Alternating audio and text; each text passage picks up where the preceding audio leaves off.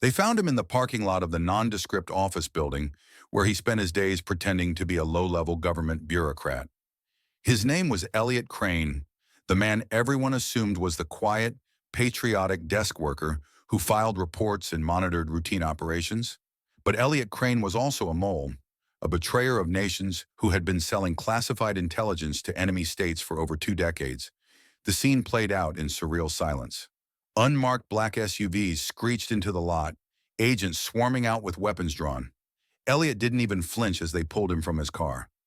I watched from behind a row of vehicles, my heart pounding. As an investigator for internal security, I'd seen my fair share of arrests, but this one was personal. Elliot Crane had been my mentor. I remember the first day I met him, fresh out of training and wide-eyed with ambition. He'd been the seasoned officer who took me under his wing, teaching me the ropes of intelligence work. His steady demeanor and sharp mind had earned him universal respect. Watching him now, handcuffed and silent as agents hauled him away, felt like an implosion of everything I'd believed about the man. But it wasn't just disbelief that churned in my gut. It was guilt. 6 months earlier, I'd been reassigned to a special task force investigating suspected leaks within our agency. The assignment was classified, even from Elliot. When I discovered patterns linking him to the breaches, misplaced documents, encrypted communications routed through foreign servers, I told myself it had to be a mistake. Elliot Crane was the epitome of loyalty, wasn't he? I hesitated for weeks, bearing my suspicions under piles of alternate theories. It wasn't until I intercepted a package, a dead drop of classified documents left beneath a bench in DuPont Circle, that the truth became undeniable. The fingerprints on the folder matched Elliot's. Sitting in the interrogation room later that evening, Elliot was calm, almost serene, as I walked in.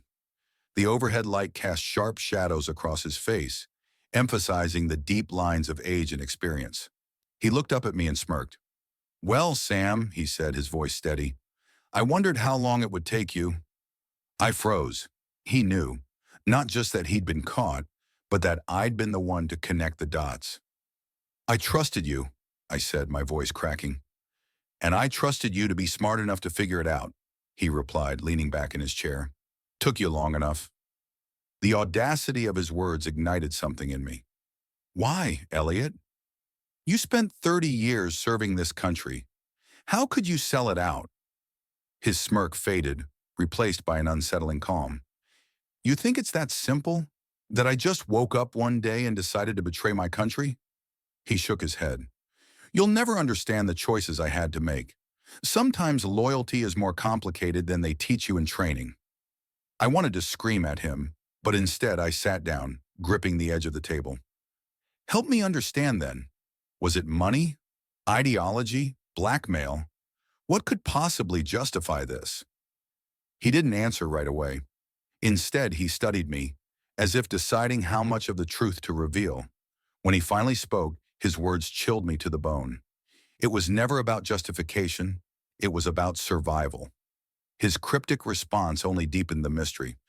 Over the next few days, as the evidence mounted and more layers of his betrayal came to light, I began to piece together the story of Elliot Crane, a man I'd thought I knew but who had been living a double life for decades.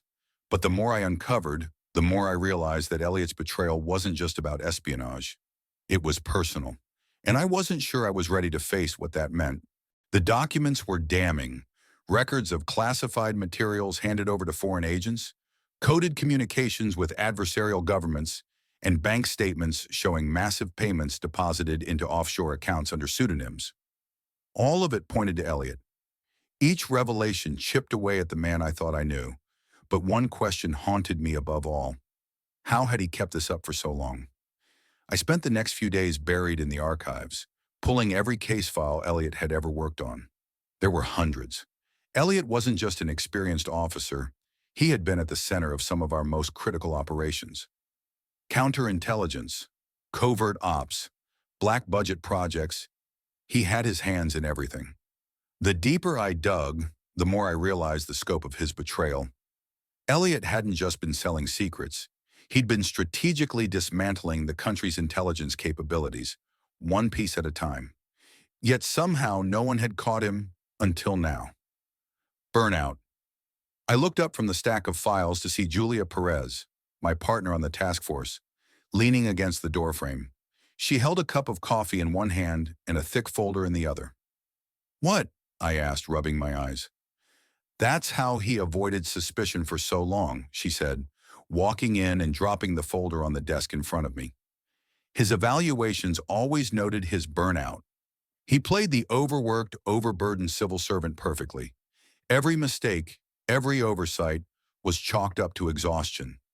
I flipped through the folder, which contained personnel reviews spanning 2 decades. Sure enough, there it was, a pattern of minor reprimands and warnings, always tied to claims of stress or fatigue. It was a brilliant cover. "And no one questioned it," Julia continued, "because he was Elliot Crane, the guy who always got the job done." I shook my head in disbelief. Unreal. He manipulated everyone, including me. Julia gave me a sympathetic look. "Don't take it personally, Sam. He fooled all of us." But I couldn't let it go.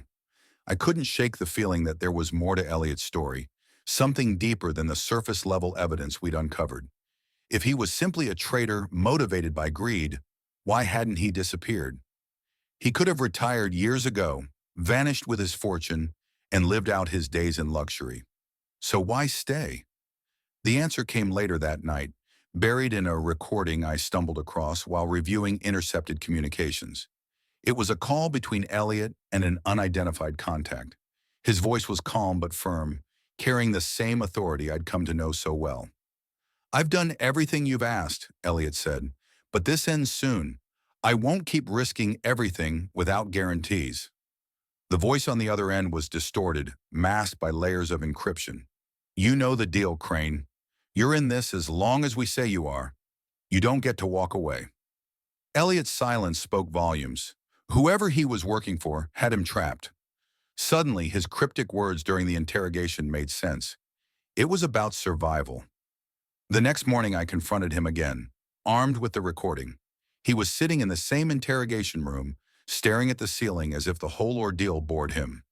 When I played the recording, his expression didn't change, but I noticed a flicker of something. Relief? "Who were you working for?" I demanded. He sighed, leaning forward with a weary smile. "It doesn't matter." "It does to me," I shot back. He studied me for a moment, then shook his head. "Sam, you're in over your head. This isn't about countries or ideologies. This is about power. The kind of power you can't imagine." I leaned closer, lowering my voice. "Then help me understand. Give me something, anything to go on." For the first time, I saw a crack in his armor. He leaned back in his chair, folding his arms. "They won't let you get close," he said quietly. "And if you do, you'll wish you hadn't." I wanted to push him further, but before I could, Julia burst into the room, her face pale. "Sam, we've got a problem." "What is it?" I asked. She held up her phone, showing me a news alert. "A foreign intelligence agency just leaked classified documents to the press. It's everything Elliot handed over, and it's got your name on it." My blood ran cold. Elliot smiled faintly. "Told you, Sam. Power." The walls were closing in, and I realized too late that Elliot's betrayal was just the tip of the iceberg. Whatever forces he'd been tangled with were now coming for me. The fallout was immediate. My phone buzzed incessantly with calls and messages from every level of the agency. I barely had time to process Julia's words before Director Marshall summoned me.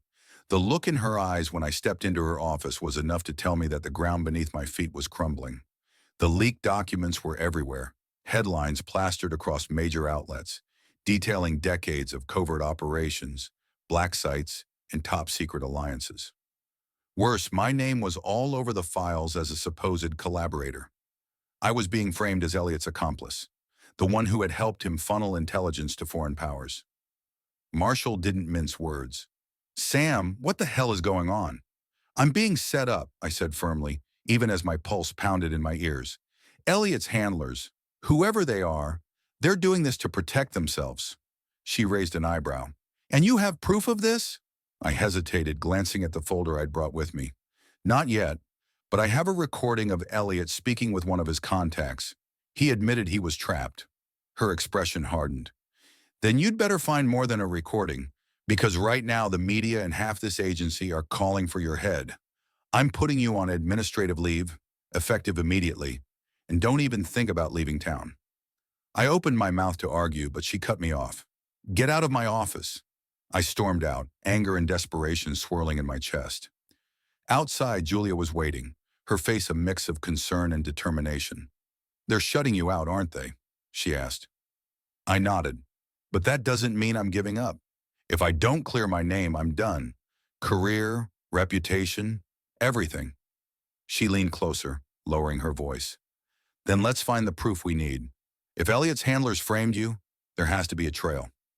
We spent the next several hours combing through encrypted emails, old case files, and the intercepted recording. I knew we were racing against time. The agency would be combing through my own history, looking for anything to corroborate the leaks. Finally, Julia found something. A series of offshore transactions tied to one of the shell accounts Elliot had used. But what caught our attention was a recent withdrawal. $250,000 transferred just days before the leaks. The account belonged to a front company based in Luxembourg, one I recognized from a previous case. It's the same company Elliot used to fund black market arms deals, I said, my mind racing. If we can trace this payment, we might find his handlers. But tracking the money was easier said than done. Julie and I worked through the night, hacking into encrypted servers and piecing together the transaction history. What we found made my stomach drop. The funds had been funneled through a maze of accounts, each tied to powerful corporations and political entities. It wasn't just one government or organization. It was a network of elites spanning multiple countries, each with their hands in the pot. By dawn, we had enough to paint a clearer picture. Elliot hadn't been working for a single foreign power. He'd been a pawn in a much larger game. His leaks had served to destabilize rival governments, influence global markets, and consolidate power for the shadowy network pulling the strings. Julia leaned back in her chair, rubbing her temples. This isn't espionage. This is a conspiracy on a global scale. And now they've made me their scapegoat, I muttered, running a hand through my hair. Before we could strategize our next move, my phone buzzed with a call from an unknown number. I hesitated before answering, half expecting it to be another threat. Sam Field, I said cautiously. A deep, distorted voice replied, You're in over your head, Agent Fields. Walk away now, or you won't have a life to walk away to. The call ended before I could respond. I stared at the phone, my blood running cold. Julia looked at me alarmed. What is it? They know we're digging, I said grimly, and they're not going to let us get any further. As if on cue, the lights flickered, and the hum of the computers around us died. A second later, the fire alarm blared, and smoke began seeping through the vents. It's not smoke, Julia said, her eyes widening. It's gas. We need to get out of here, now. We bolted for the exit, covering our mouths as the acrid scent of chemicals filled the air. Whoever Elliot's handlers were, they weren't just trying to silence us. They were trying to kill us. Outside, as we gulped fresh air, I knew one thing for certain. This was no longer about clearing my name. This was about exposing the truth, no matter the cost. And if Elliot's warning was any indication, the cost would be steep. The attempt on our lives only solidified my resolve. As Julia and I sat in a dingy motel room on the outskirts of D.C., the weight of our discovery pressed heavily on us. The network we had uncovered wasn't just protecting Elliot. They were orchestrating something far bigger, a game of manipulation that spanned continents. Julia worked quietly, her laptop casting a pale glow in the dim room. I stared at the scattered papers and screenshots on the bed, trying to piece together a strategy. Every lead we'd found pointed to one chilling conclusion. This network had infiltrated governments, corporations, and even intelligence agencies like ours. We need help, Julia said suddenly, breaking the silence. I raised an eyebrow. From who? The agency? They've already thrown me under the bus. Not the agency, she replied. Someone outside the system. Someone who doesn't play by their rules.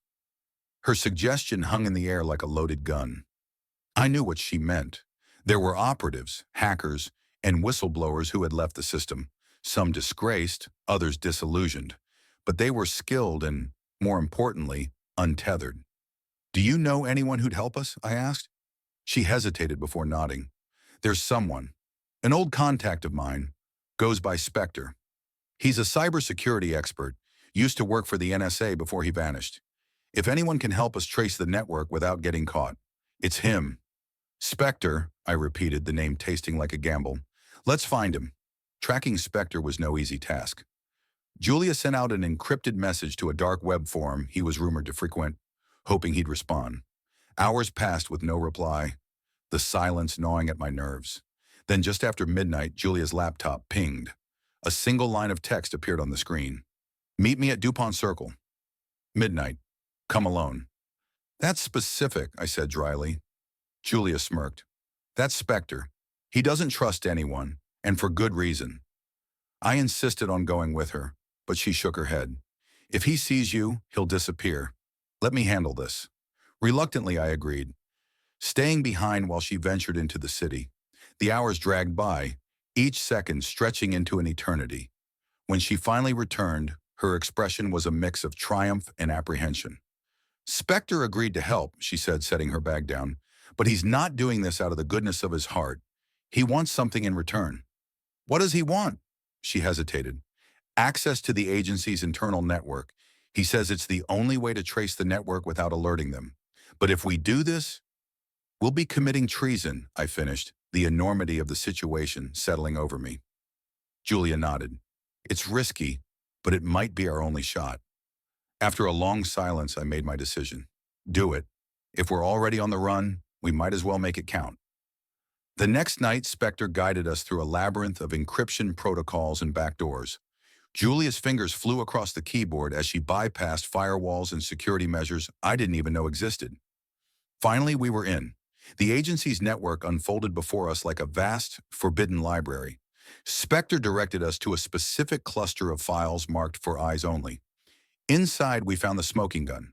Correspondence between high-ranking officials and the network, detailing plans to manipulate elections, destabilize economies, and even stage false flag operations. But one name stood out among the rest, Director Marshall. My blood ran cold as I stared at the screen. The woman who had publicly condemned me, who had thrown me to the wolves, was a key player in the network. Julia looked at me, her face pale. Sam, this goes deeper than we thought. Before I could respond, an alert flashed across the screen. Unauthorized access detected, Trace initiated. Spectre, shut it down, Julia shouted into her headset. I'm trying, his distorted voice replied. Suddenly, the motel lights flickered, and the hum of a vehicle outside caught my attention. Peeking through the curtains, I saw two black SUVs pulling into the parking lot. We've been found, I said, grabbing my bag. We need to move, now. Julia barely had time to shut the laptop before the sound of boots echoed outside. We bolted through the back door, sprinting into the night as agents shouted behind us. Bullets whizzed past, and the world became a blur of adrenaline and fear. We dove into an alley, my mind racing as I tried to think of our next move. This isn't just about clearing your name anymore, Julia said, her voice trembling. If we don't stop them, they'll destroy everything. I nodded, my resolve hardening. We were no longer fugitives. We were the only ones who could expose the truth. And if that meant going to war with the people I once called allies, so be it. The cold air stung my face as Julia and I dashed into the maze of alleys. Behind us, the sound of boots pounding against asphalt echoed, their voices calling out orders. The agents were closing in fast. This way, Julia hissed, tugging me toward a narrow passage between two crumbling buildings. We darted through, our breaths fogging in the chill of the night. The alley opened up into a construction site littered with debris. It was dark, the kind of dark that swallows you whole, but the flickering lights of a nearby crane gave us just enough visibility to navigate. Over there, I whispered, pointing to a half-finished building. We slipped inside, crouching behind a stack of metal beams. My heart thundered in my chest, each beat a countdown to whatever fate awaited us. They'll sweep the area soon, Julia murmured, pulling out her laptop. We need to contact Spectre, find out if he secured the data before the trace. I nodded, my ears straining to catch the distant sounds of our pursuers. The faint hum of Julia's laptop was the only comfort in the oppressive silence. After what felt like an eternity, Spectre's distorted voice crackled through our earpiece. You two just lit up the agency's radar like a Christmas tree. Tell us something we don't know, I muttered. Did you secure the files? Most of them, Spectre replied, but not all. They cut the connection before I could grab everything. What I did get paints a pretty damning picture, though. Marshall's deeply embedded in this thing, funding operations, coordinating assets. She's their linchpin. We need proof that'll stick, Julia said. Something we can take public. Spectre paused. There's a way, but it's risky. I didn't get the full dossier, but I did find references to a secure server, one that's physically isolated. It's called Hydra. If we can get to it, we'll have everything we need to blow this wide open. Where is it? I asked. Spectre hesitated before answering. Langley. Julie and I exchanged a look. Breaking into CIA headquarters wasn't just suicidal, it was impossible. Spectre, there's no way. There is, he interrupted. You've got someone on the inside, remember? Marshall, she's your ticket in. The idea made my stomach turn.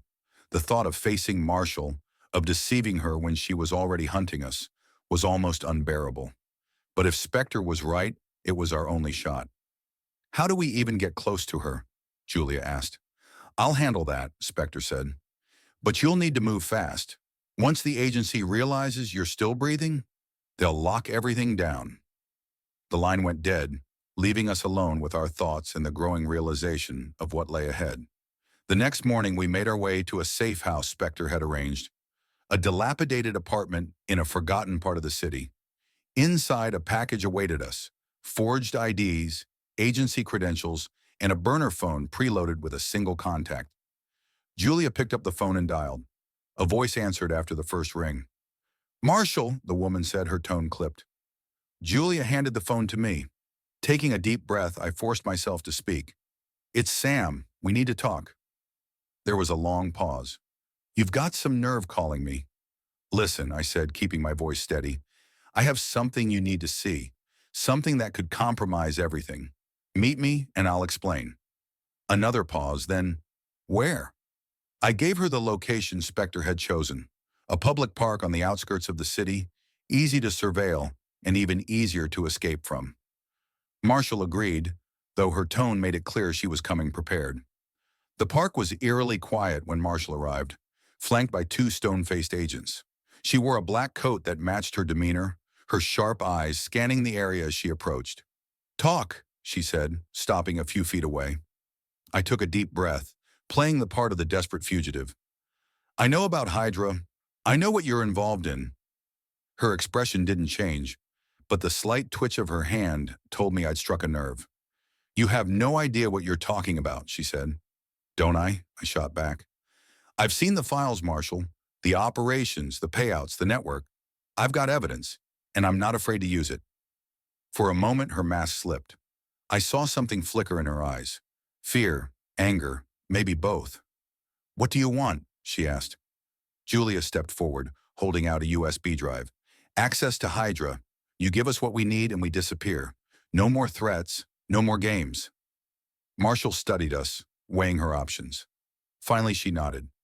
Fine, but if you're lying, you won't get a second chance. As she walked away, I felt a chill run down my spine. We had baited the lion, and now we were stepping into its den. The mission was clear, but the risks were mounting. One wrong move, and we wouldn't just be fugitives. We'd be dead.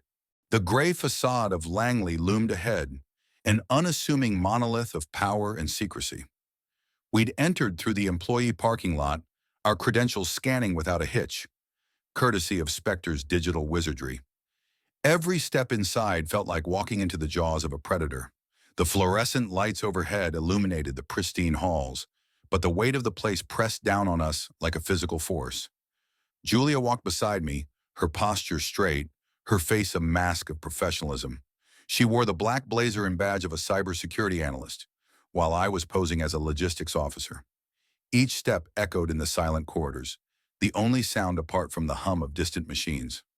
We headed for the elevators, following the route Spectre had mapped out. Marshall had given us temporary clearance to access the restricted wing housing, Hydra's server, but we couldn't afford to trust her fully. She might have agreed to our terms, but there was no guarantee she wasn't planning a trap of her own. As the elevator ascended, Julia leaned close and whispered, "Spectre said there'd be a physical override system once we're inside. Think we can crack it in time?" I nodded, though my confidence was as fragile as glass. "We'll have to. If this goes sideways—" Julia didn't let me finish. "It won't." The elevator dinged, and the door slid open to reveal the restricted wing. Cameras lined the ceiling, and guards were stationed at strategic intervals, their eyes scanning for the slightest irregularity. We moved through the checkpoint without a hitch, our forged credentials once again passing inspection. The server room was at the end of a long hallway, its door marked with a simple plaque, Hydra Operations. Julia keyed in the access code Marshall had provided, and the lock clicked open. Inside, the room was a stark contrast to the sterile hallways. A dimly lit chamber filled with racks of humming servers, the air thick with the metallic scent of technology. "This is it," Julia murmured, setting her laptop on the nearest workstation. She connected a cable to the main console, her fingers flying over the keyboard as lines of code filled the screen. I kept watch near the door, my hand resting on the concealed weapons Spectre had insisted we carry. Time ticked by with agonizing slowness, each second feeling like an eternity. "Got it," Julia whispered after a tense few minutes. "The system's open, but there's an additional layer of encryption, some kind of self-destruct protocol. If we trip it, the data's gone for good." Spectre's voice crackled in our earpieces. "Stay calm. I anticipated this. I'm uploading a patch now. Give it 30 seconds. 30 seconds. In a place like this, 30 seconds might as well have been a lifetime." I kept my eyes on the hallway, every muscle in my body coiled like a spring. Come on," Julia muttered under her breath. The progress bar on her screen inched forward. 25%, 50, 75. Then the door slammed open. Marshall strode in, flanked by two armed agents. Her eyes zeroed in on us, cold and calculating. "What do you think you're doing?" she asked, her voice razor sharp. Julia froze, but I stepped forward, blocking her line of sight to the laptop. "Securing insurance," I said, forcing my voice to remain steady. Marshall raised a hand, and her agents stopped in their tracks. She studied me, her lips curling into a faint, humorless smile. "You think you're clever, don't you? But you've underestimated who you're dealing with." The tension in the room was suffocating. I glanced at Julia's screen. It was at 90%, almost there. "We're not your enemy," I said, stalling for time. "But Hydra, it's bigger than you, isn't it? You're just another pawn in their game." Marshall's smile vanished. For a fleeting moment, I saw a crack in her armor, a flicker of doubt, of something human. "You don't know what you're talking about," she said, but her voice lacked its usual conviction. The progress bar hit 100%. Julia unplugged her laptop, tucking it into her bag with practiced efficiency. "We're done here," Julia said, standing. Marshall's eyes darted between us, realization dawning. "You think you can just walk out of here?" I shrugged, my hand brushing against the concealed weapon. "That depends on you." For a moment, time seemed to freeze. The room was a powder keg, and one wrong move would ignite it. Then Marshall stepped aside, motioning for her agents to stand down. "You're making a mistake," she said, her voice laced with venom. "You don't understand what you've unleashed." We didn't wait to find out. Julie and I walked out of the room, our footsteps steady, our hearts racing. The elevator ride down was silent, the weight of what we'd just done sinking in. We'd taken the data, exposed Hydra's secrets. But at what cost? Marshall's warning echoed in my mind, a sinister undercurrent to our victory. As we exited the building and slipped into the night, I couldn't shake the feeling that we'd crossed a line we couldn't come back from. Whatever Hydra was, we were now at the center of its storm. The truth was out there, waiting to be revealed. But so were the forces that would do anything to keep it buried. The drive back to Spectre's safe house felt like a blur.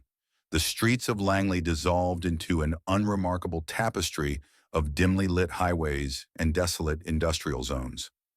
Julia sat beside me, her knuckles white against the steering wheel, as she navigated the labyrinth of back roads Spectre had recommended to evade surveillance. "Was that too easy for you?" I asked, trying to ease the tension. The adrenaline was still buzzing in my veins, but the weight of Marshall's final words had planted a seed of doubt. Julia didn't respond at first, her eyes locked on the rearview mirror. She let us go, she finally said. Why? Because she's not stupid. She knows pulling the trigger in a place like that creates more questions than it answers. Julia shook her head, her lips pressed into a thin line. Number, it's not that simple. She wanted us to have the data. She wanted us to think we won. Her words lingered in the air, heavy and foreboding. I didn't want to admit it, but she was right.